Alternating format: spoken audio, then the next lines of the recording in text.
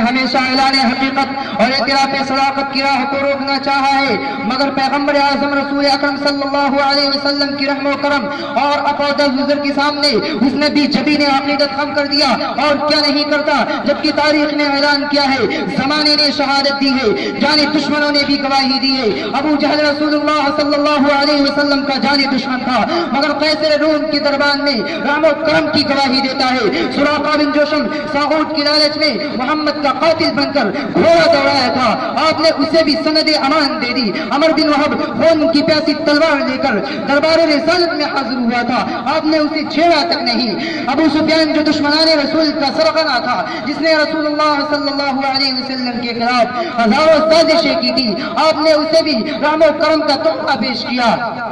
ہندا جس نے آپ کے چچا کا کلیجہ چرایا تھا، ان کے کمندن کا کان کاٹ کر گلے کا ہار بنایا تھا، آپ نے اسے بھی معاف فرما دیا۔ لوگوں میں کہاں تک شمار کراؤں، جاؤ تاریخ کی نگاہوں اور آسمان کے داروں سے پوچھو، عرب کے ریگزاروں سے پوچھو، عرب کے صحراؤں سے پوچھو، سہل مکہ سے پوچھو، ام القریٰ کے ذروں سے پوچھو، یہ سب کے سب تمہیں بتائیں گے، یہ سب کے سب تمہیں بتائیں گے کہ تاجدار مدینہ نے فاتح بن کر بھی اغیار پر رحم و کرم کیا ہے، حکمراں بن کر بھی دشمنوں کے ساتھ عفو درگزر کا معاملہ کیا ہے۔ میرے محترم بزرگوں اور دوستوں، انہوں نے گالیاں سن کر بھی دعاؤں کا گلدستہ پیش کیا ہے، زخم کھا کر بھی دعائے ہدایت دی ہے۔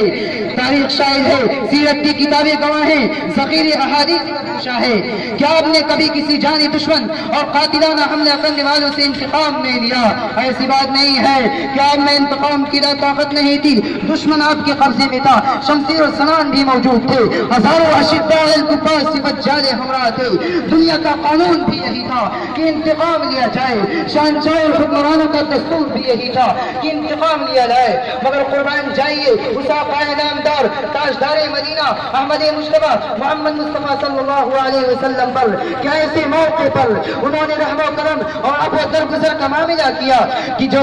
دنیا کے دوسرے قائدین اقوام نے ایسے موقع پر شمشیر و سنان کی جھنکاروں سے فضا میں شور برپا کر دیا تھا، گھوڑوں کی ٹاپوں سے دشمنوں کے سینے کو اوڑھ دیا تھا، لیکن آج اسی وادی مکہ میں محمد رسول اللہ صلی اللہ علیہ وسلم فاتح اور حکمراں بن کر آئے تھے۔ صحن حرم میں تمام گستاخان رسالت اور دشمنان اسلام تھے، دشمنان اسلام کا مجمع تھا،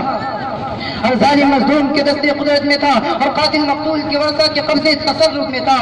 حضرت سعد عسکری رضی اللہ تعالیٰ عنہ اسکتیر اتیانگ اور فوجی دھن میں الیوم یوم الملحمہ کے ترانے گا رہے تھے کہ آج انتقام کا دن ہے، آج ابو جہل کے آدم خور رضاکاروں اور دنیا کفر کے فرقصوں سے بدلہ کا دن ہے۔ صحابہ کرام جوش انتقام میں پکار پکار کر کہہ رہے تھے، اے قریش کے جالو، ماضی تمہارا تھا، حال ہمارا ہے، کل تمہاری تلوار تھی، ہماری گردن تھی، آج ہماری تلوار ہوگی، تمہارا گردن ہوگا، آج تمہارے مظالم کا بدلہ لیا جائے گا، مگر قربان جائیے اس رحمت عالم صلی اللہ علیہ وسلم کی رحمت پر، جنہوں نے الیوم یوم الملحمہ کے جواب میں فرمایا، نہیں نہیں، آج تو عفو درگزر کا دن ہے، الیوم یوم الملحمہ، آج تو رحم و کرم کا دن ہے۔ ہم دنیا کے لیے انسانیت کو آباد کرنے کے لیے آئے ہیں، رحمت للعالمین بنا کر بھیجے گئے ہیں۔ میرے محترم بزرگوں اور دوستوں، یہ جواب سن کر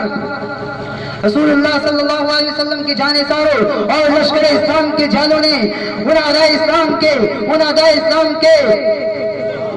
اسلام کے کالے کرتوتوں کو یاد دلایا کہ یا رسول اللہ، انہی درندوں نے بلال حبشی کے سینے پر پتھر رکھ کر پایا تھا، یا رسول اللہ یہ وہی بدبخت ہیں جنہوں نے حضرت سمیہ کو شرمناک طریقے سے شہید کیا تھا، یا رسول اللہ یہ وہی بدبختوں کی جماعت ہے جنہوں نے بحالت نواز آپ کی گردن میں خلاصت ڈالی تھی، یا رسول اللہ یہ وہی ہیں جنہوں نے مکہ کی گلیوں میں اور آپ کے گزرگاہوں میں کانٹے بچھائے تھے، یا رسول اللہ یہ وہی ہیں جنہوں نے آپ کو پاگل مجنوں اور ظاہر کہا تھا، یا رسول اللہ یہ وہی ہیں